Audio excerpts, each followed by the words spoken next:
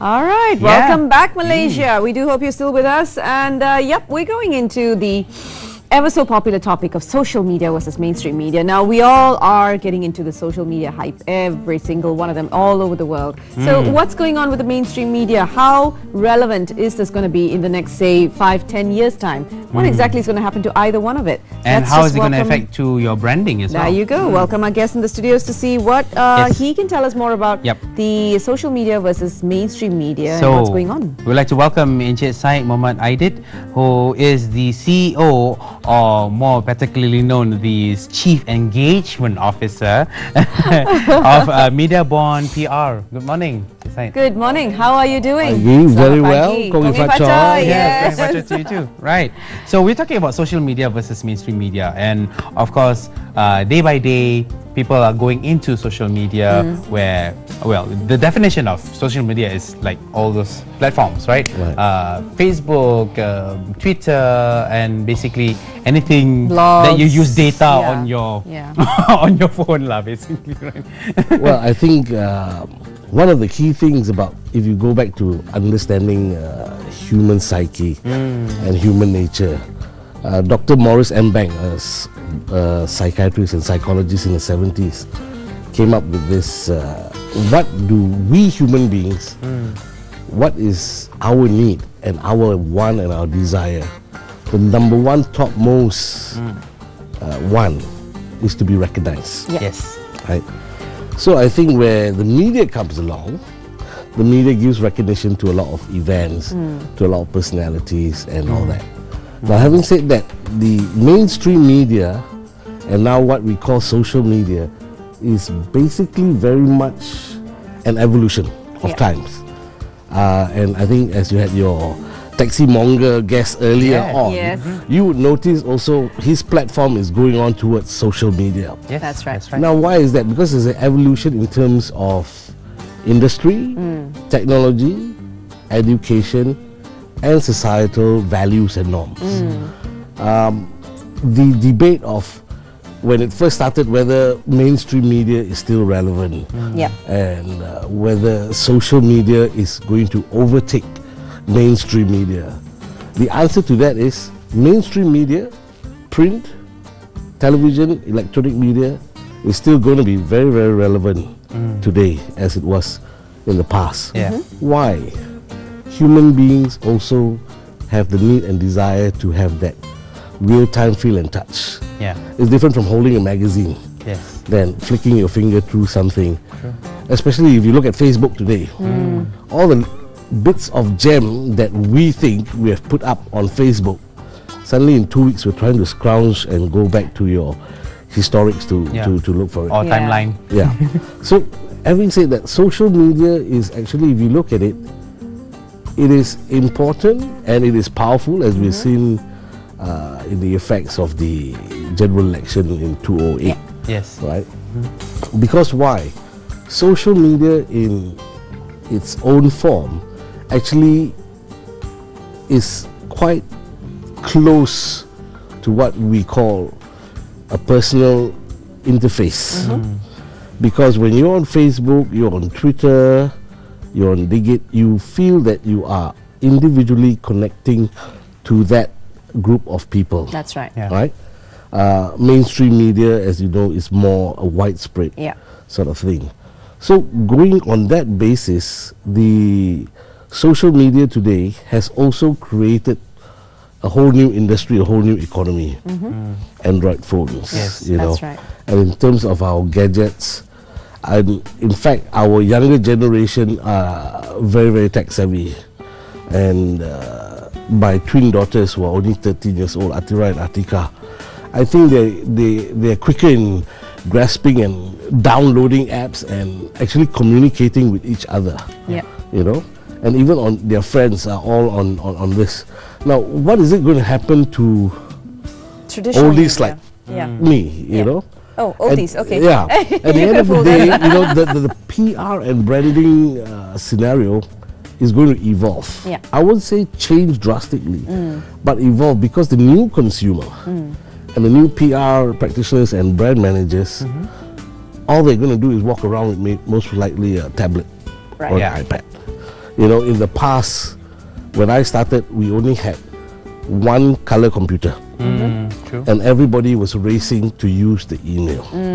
Now, going back on social media context, we actually had social media in our days, and it was called an email. So when you mass email, it was a social medium. That's true. And then, of course, the term spam came about. So, anyway. So now, the key thing about all this in terms of communication is, it still goes back to us. Yeah. I think one of the key things where using social media, and I think there are a lot of life lessons and examples that have gone on, the faux pas of communicating via Facebook, via Twitter. It goes the same before it came about, where we had email and SMSs. That's true. Right? All those etiquettes. Yes, the etiquette here is, I think when you want to communicate clearly and powerfully, you've got to make sure you're communicating not in anger, Yeah. right? And you have to be very, very clear and precise on the terminologies and words you want to use. And the language used as well. Precisely. Yeah. Because why? In a face-to-face, you can actually see the nuances of the body language, True. the facial expression. When you say something, now whether you're comfortable with what I'm saying. Yeah. But in all this medium, there is that non-personal force field Yeah. you do not see. That's true. So one of the very, very dangerous things I think you've seen, where people, administrators of Facebook, you know, they've got lambasted in the way they respond to customers' query and all that, because it becomes so impersonal. Yes. You know, you do not know what the other person on the other side is facing. Now, where brands are concerned, it can be a huge bane or a boon. Yeah. Bane in the sense that if you do not have a follow-up in terms of real human touch, that is very, very dangerous. Right. Right? Of course, the boon towards this, you get real-time and quicker response. You get to put your brand out there faster. All the information that comes in about your brand, you're able to react with. If it's negative, you know how to react quickly towards that. Where society is concerned, what is the bane or the boon? I would go on the boon first, from what I see. The positive part about social media is we're more connected. Yes. In that sense, we're able to share information quicker, which enables us to make quicker, maybe better decisions. True. You know, and hopefully we get a better life input after that. Now, the bane of this social media is that this is where I find the young. A family can be having a reunion dinner, and it's all quiet. That's true. Because We're everyone's on chatting- their mobile phone. Precisely. They're chatting on the emails. You're and either websites WhatsApping, Facebook messaging, Yes, you yes. say, hey, mom, Yeah. how do you like the food? Oh, it's fine, you know. Yeah. I mean, if parents go to that level. Yeah. So in that sense, social media can make us pretty antisocial. That's True, true. that's true. That's true. I think it's already there, you know. I think making us pretty antisocial is already there, because you're already seeing this trend in a lot of families, especially the ones where the kids have handphones and they come in for dinner in any restaurant. You walk in, you can see a silent table because they're all doing this. Yes, you try to go to any restaurant or a cafe nowadays, it's a common sight. Yeah, it's a very common sight because everyone's just busy doing this. Dad, the mom, the kids, even as young as 3, they are with this. That's right. So the I think the bane is what you're trying to say is the the term is social media. You're so connected, everything is at your fingertips, and yet you're not connected. Your interpersonal skills will be lacking. Precisely, and that's one of the worry fears. How would brand custodians in the future, how would PR practitioners in the future be able to communicate and protect an organization's brand? That's right. If they are all limited down to a handheld device. True. Where is that interpersonal skill that Connection. comes in to actually look at the CEO and say, I'm going to counsel you, I think this is the best way to go. Yeah. You can't send him an SMS or a Facebook message. You know, it doesn't work. You know, That's a true. CEO, every human being, at the end of the day, the crux of it, we want to interface. Yeah. That's the reason why I'm here, why we're here. We're interfacing, we're letting the public out there know, that's good points about the technological advancement that the human society is going through in terms of communication. Yeah. Yes. But we also must be wary that we are also regressing in certain areas of Yep. using all these devices, you know, especially when it comes to relationship. True. I've heard of husband and wife upstairs, downstairs. Darling, are you ready? We're going out for dinner. You know, Yes. give me They're on the phone. 10 minutes. You know, the Yeah. SMS. Well, not only Yeah. that, I think it's also affecting the younger generation, and I'm quite sure you'd agree here, because what you see more and more of the younger generation is the interpersonal skills are not there. They're lacking in communication. They literally have become so engrossed in themselves that they really don't know how to open up and just start a topic. Precisely. And on your point, you know, with social media, our English language and Malay has become gibberish. Yes. That's true. You know, All OTW, jumbled up. OTW On the and way. all the short forms coming in. LOL, some people thought is lots of love. You know, now if you're coming to the media, if you're going to be a journalist, if you're going to be a host, Yeah. is your vocabulary going to be limited to that? Yeah. So this is one thing that I find even interviewing young, socially adept Individuals. individuals who Youths. want to come into PR. Yeah. You know, there are skills in terms of engaging the client, engaging the media, engaging the stakeholders are not there. Yeah. You know, they tend to be a bit of a, well, some say shy and all that, but you know, it's because there's not enough exposure True. to talking. I mean, during my school days, we had Toastmasters, we had Yes. public speaking, Oh, yeah. we had That's right. debates. Debates, Yeah. I hardly see that going on now. You probably around. find a debate here going on in the Facebook. Yeah. Yeah. And of course you hide behind the facade of, Yeah, and of a you're school. vocal Yeah. here. Yeah. You can always debate through Instagram. That's right. and coming back to that debate, as you said, you know, and you say why people get more vocal, and people set up blogs. Yeah. To me, no offense to the bloggers out there, but people who put up blogs are people who actually have a lot of angst inside. Yeah. And you start to rant and rave. True. Now, when you start ranting and raving, and of course some are very exciting and sensational, that's where you pull in your viewership, Yeah. your readership. Yep. And then when you see you hit a certain number, oh, I'm famous. Right. And brands suddenly say, hey, I think we should engage that blogger to come in and write about our product. So My- they endorse products after that. Precisely. My question is this: does it really move markets?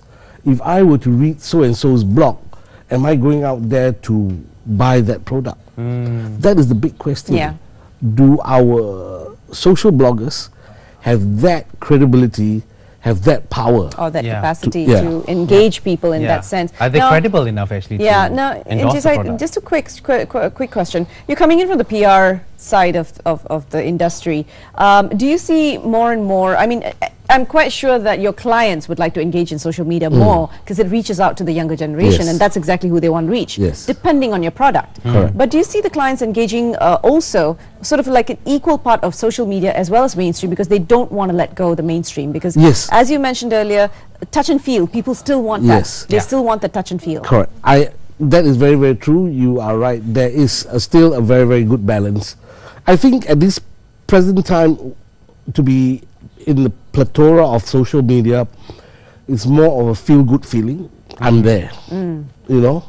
But I know a lot of clients at the end of the day, when they ask us about our PR value, they look at what's come out on RTM, what's Right. come out on TV, what's come out in So On that's newspaper. Newspaper. again, that's So again that a, is still the Yes. measurement of the Because value. Yeah. how do you measure 5 paras in a blog?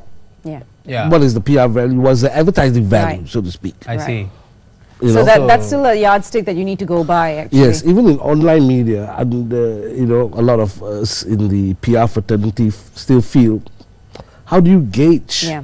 if your news is replicated online? Yes. You know, what is the value What's the to that? advantage? Yeah. Whether you're replicating it, you're just repeating what a person has read. Precisely. Precisely. Yeah. Or in You know, other words, retweeting it now. Retweeting Yes. it, yes. I mean, how And- conducive is that? I mean, what does that bring out?